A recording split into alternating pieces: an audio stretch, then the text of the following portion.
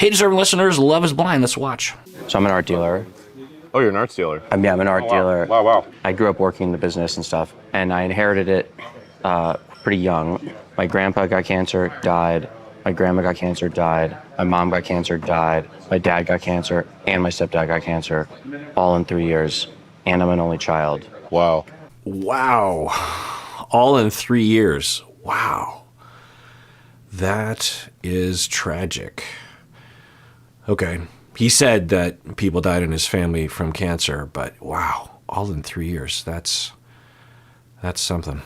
We were so close. I'm so fucking grateful for that. Dude, I would never guess, man. That's crazy. It's deep, and I grew up financially very well off. Yeah. I'm not trying to build an influencer career. I'm a rich fucking art dealer.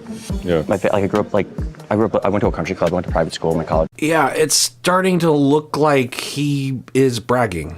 He is inserting it. I mean, we're seeing an edited version. Maybe they were all going around talking about how rich they were, but the way that it's edited, it looks like he's just inserting it. It almost seems like it just happened yesterday. You know, if someone won the lottery yesterday, you would expect them the day after to talk about it. Like, oh my God, I just won a bunch of money, because it would just be on the brain.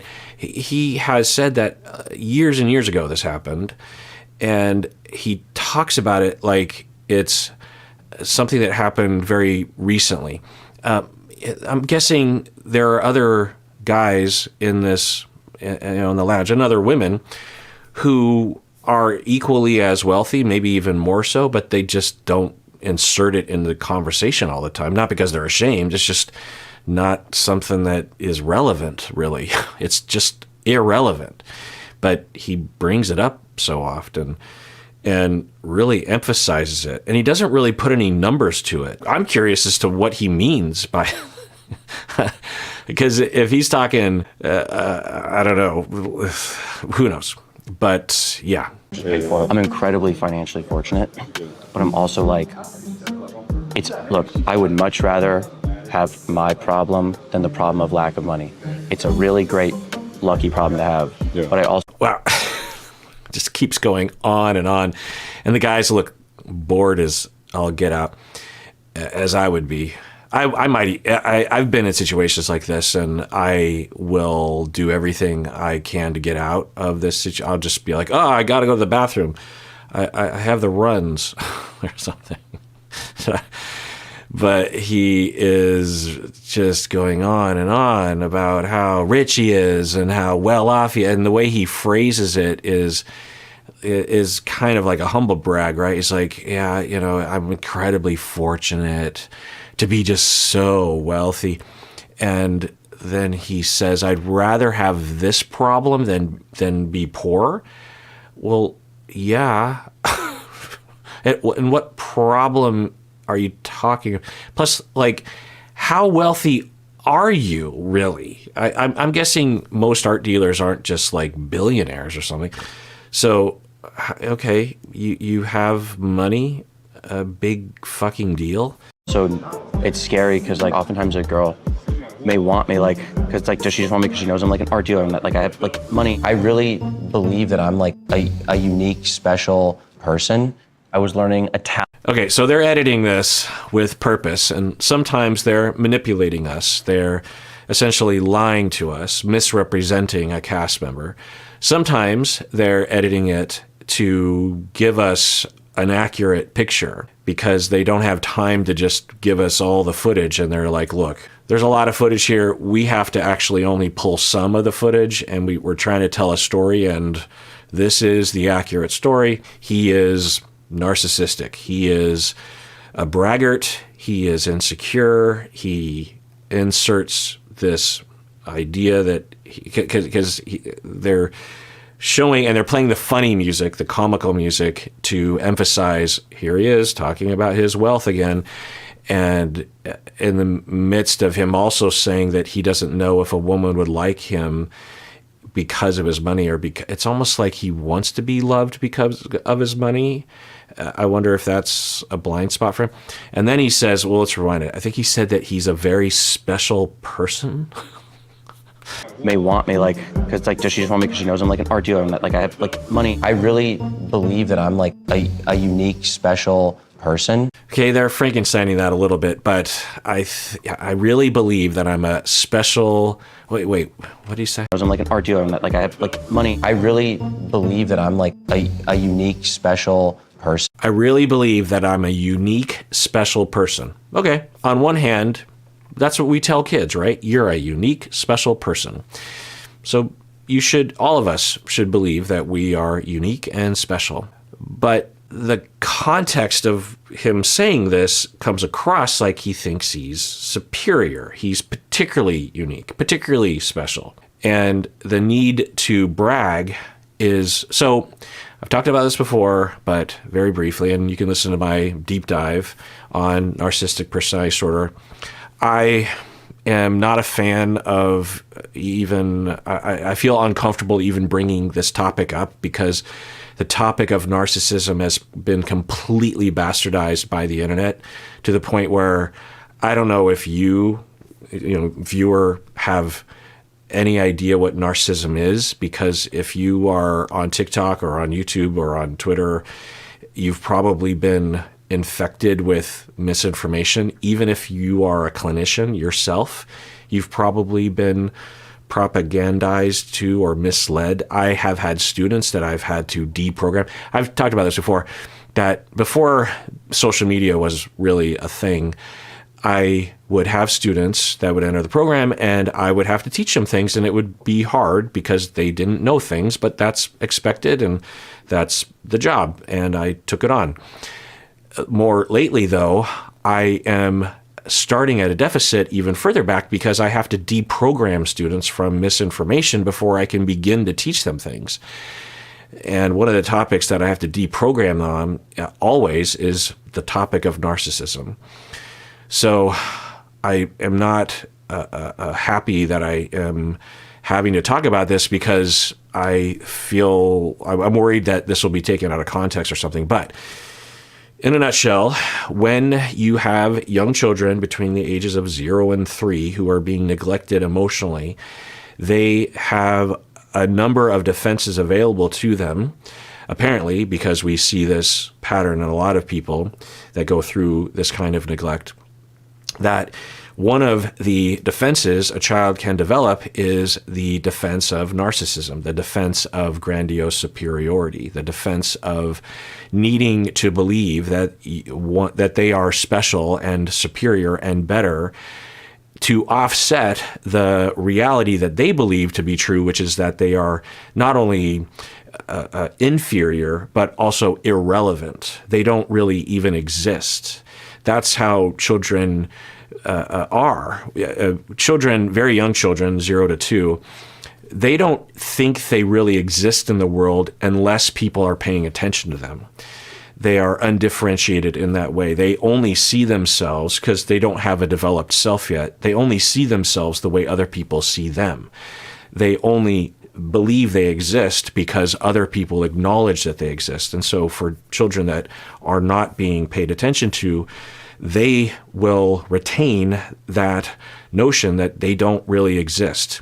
We don't really have language for this. They don't literally believe they don't exist, but it's essentially that, if I could say it briefly.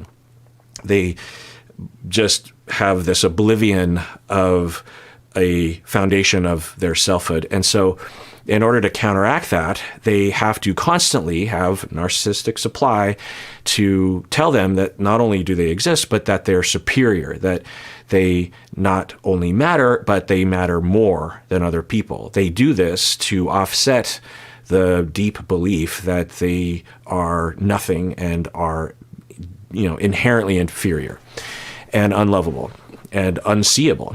And so they strive constantly to be seen and to acknowledge, to get other people to believe and to believe themselves that they are special and superior and better and noticeable and matter in the world. And they don't have time to wonder about other people's feelings because they're in a frantic race they're running in place on that treadmill, getting nowhere. They feel like they're moving, but they're not. They're just in one place, and the monster is just inches behind them. And if they stop running, they'll slide back on that treadmill right into the abyss. And so they will exhibit this kind of behavior, and they'll have this kind of pattern. It's an obsession that they have to signal to others and to themselves. It's mostly for themselves, but it is shown outwardly as well, that they are superior, and you're going to lean into what the culture has available to you. And if you happen to have wealth,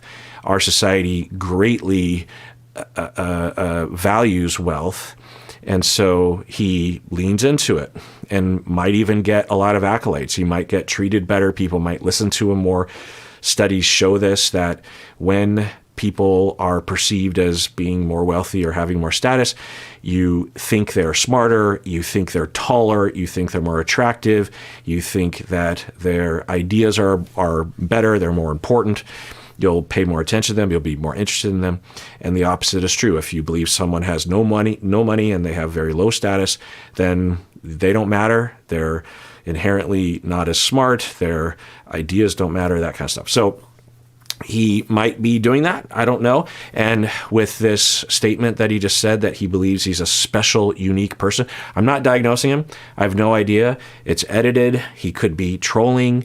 He could be misunderstood in this moment. I don't know, but I'll throw that out there. I was learning Italian art terminology when I was like 6. For example, I'll give you one. Sprezzatura, that's Italian for the consciously trying to make something seem effortless.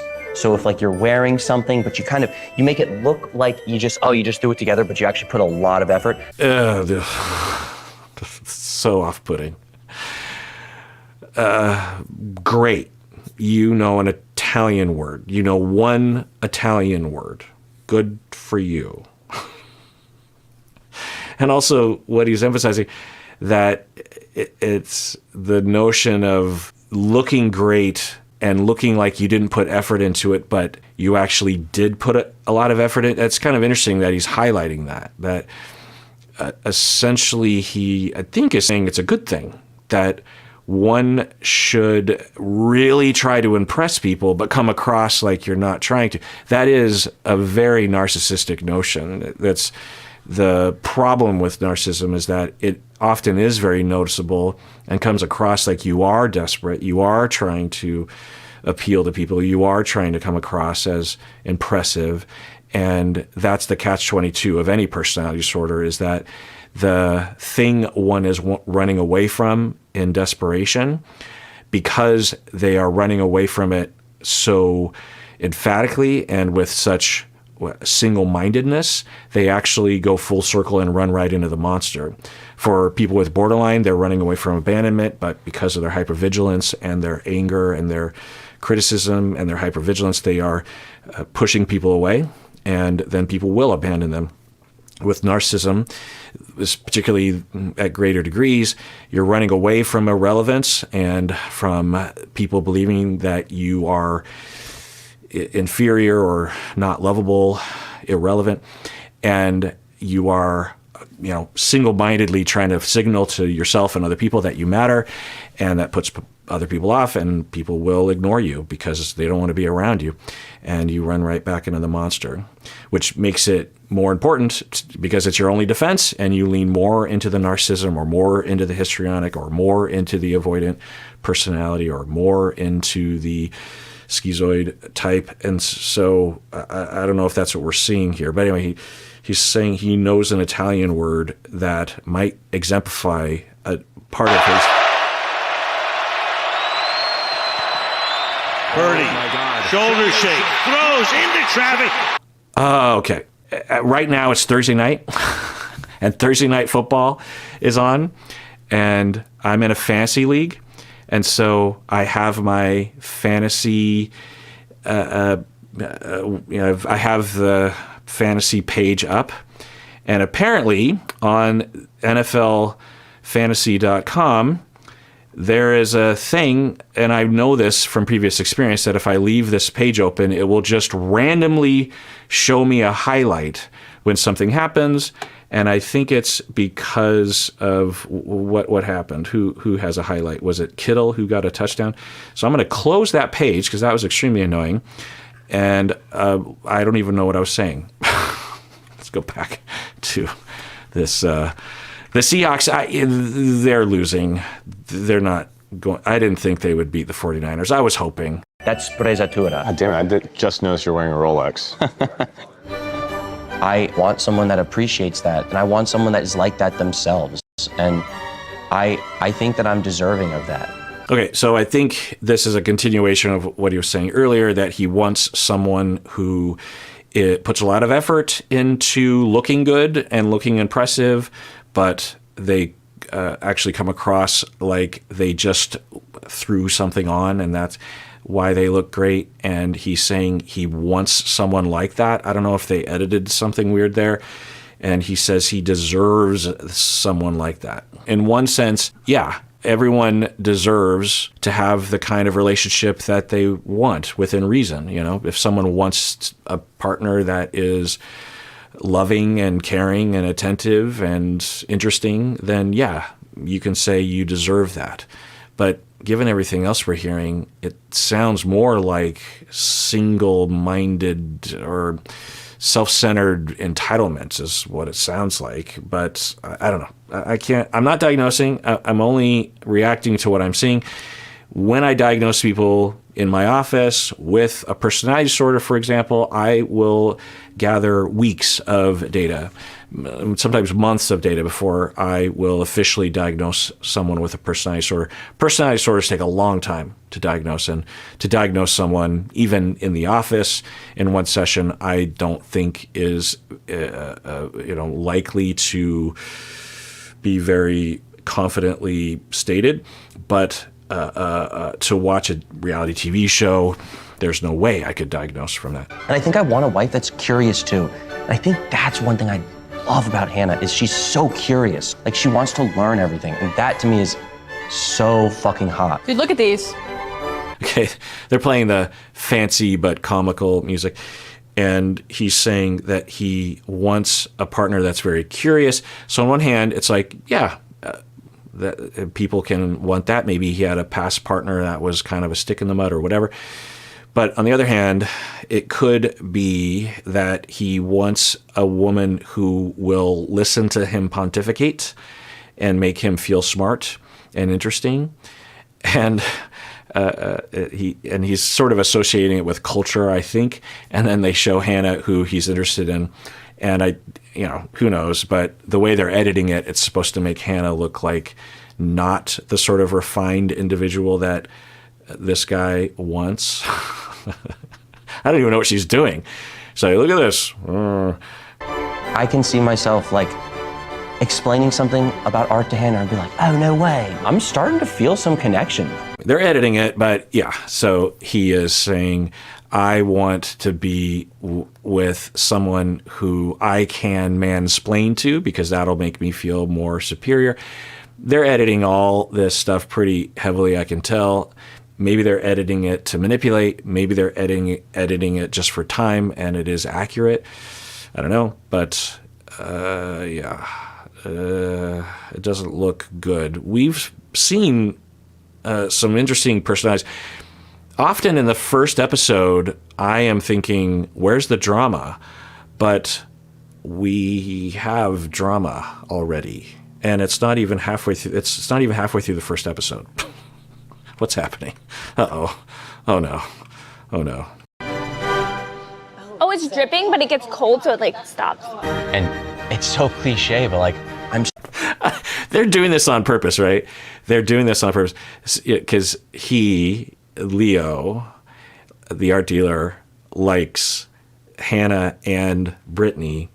Because Brittany is near Taylor, who is the scientist, the highly educated, very smart scientist, and Brittany, who has stated she is a trophy wife and doesn't think she has brains. Maybe she does, and she just doesn't know it or whatever. But then she makes some observation about physics. Say, oh, this is not fun. And Taylor's, again, they're just editing that, but Taylor's like, yeah, that's right. Hannah would be like, oh, no way. I'm starting to feel some connection. Oh, it's dripping, but it gets cold, so it like stops. And I wonder why. I hope you're paying attention to Taylor's face. She's like, no, yeah, that's how condensation works. feel some connection. Oh, it's dripping, but it gets cold, so it like stops. And because there's various different ways to courtesy nod, right? They'd be like, oh, right, there's that one. There's like, oh, interesting, you know. But she's like, yeah, we got it.